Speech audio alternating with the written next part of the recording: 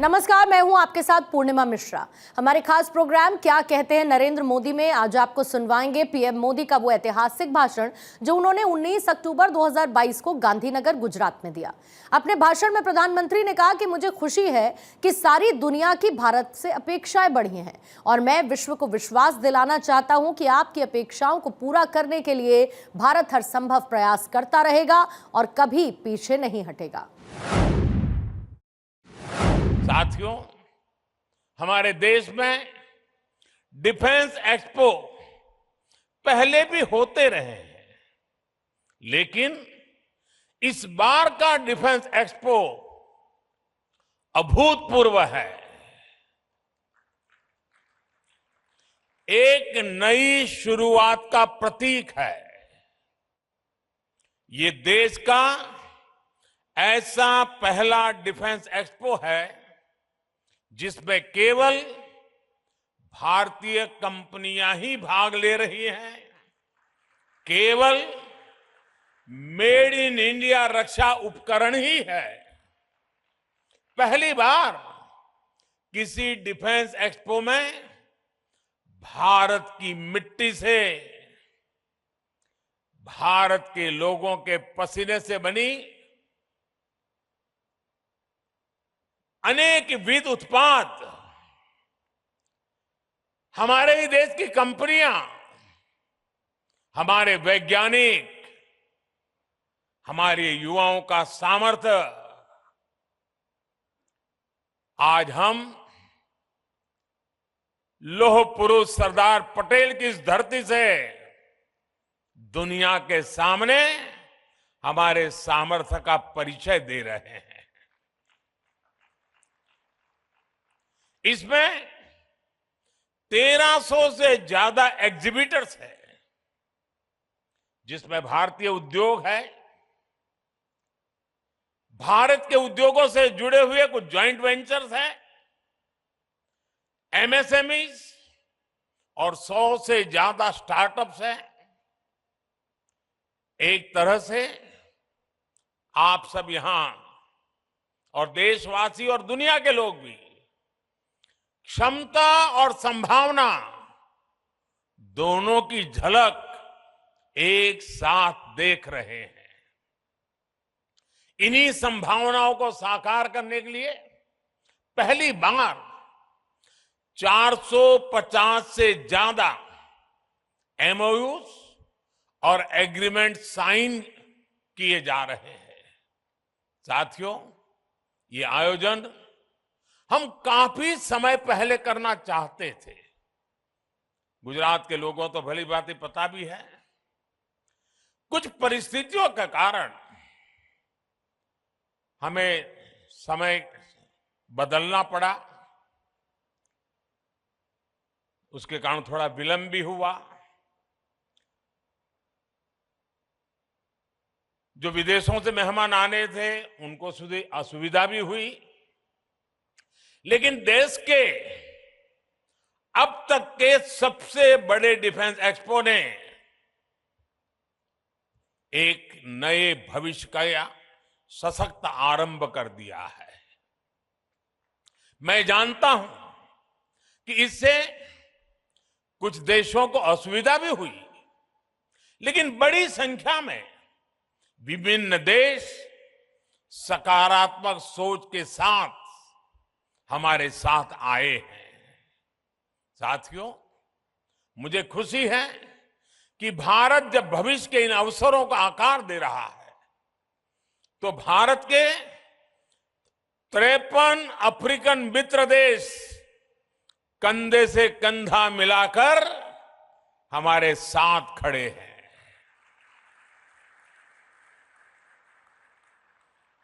इस अवसर पर दूसरा इंडिया अफ्रीका डिफेंस डायलॉग भी आरंभ होने जा रहा है।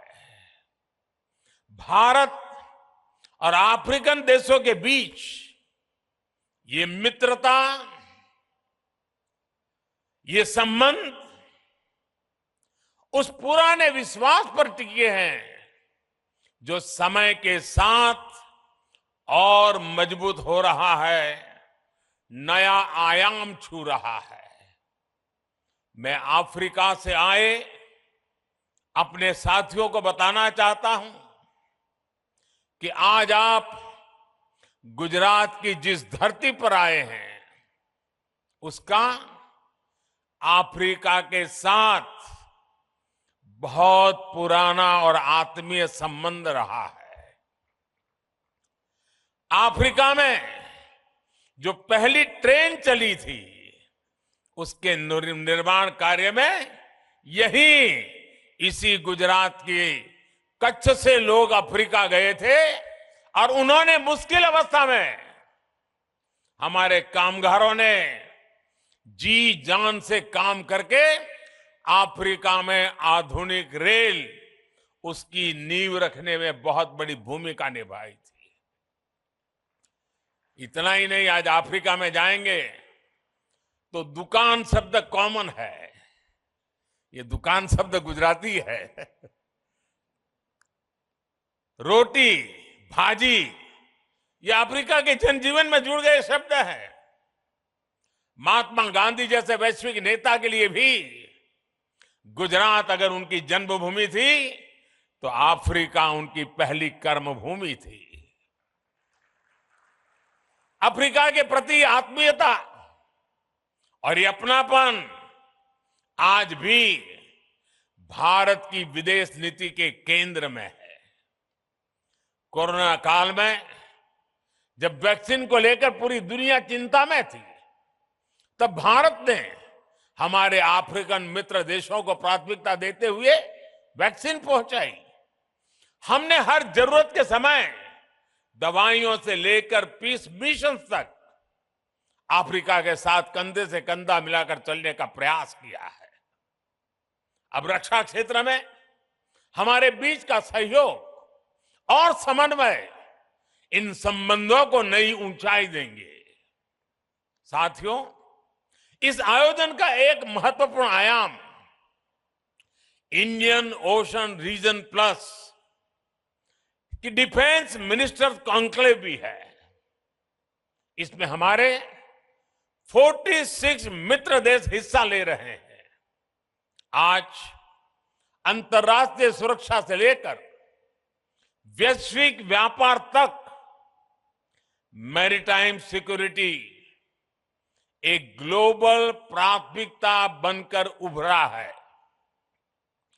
2015 में मैंने मॉरिशस में security and growth for all in the region, यानी सागर का विजन भी सामने रखा था।